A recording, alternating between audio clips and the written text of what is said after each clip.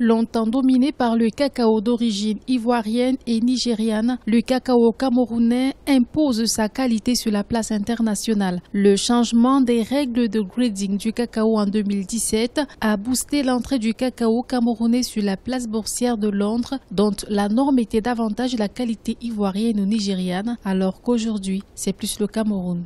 Il faut dire qu'il y a le changement de grading au niveau de la place de Londres du cacao camerounais.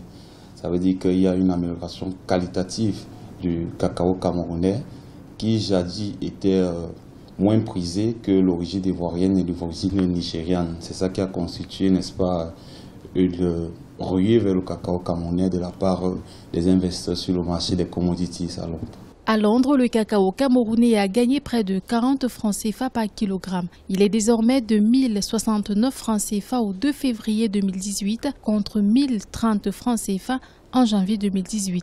Selon les spécialistes, ces performances financières ne profitent pas aux producteurs locaux qui résident en zone enclavée. Ils doivent donc se constituer en GIC afin de participer à la chaîne d'acheminement de leur production. Il faudrait d'abord que les producteurs s'organisent en association, en GIC. Et c'est là où nous accusons un peu la loi des finances de 2018, notamment l'article 128 qui dit que désormais, pour un crédit excédant 2 millions, les intérêts sont assujettis à la TVA.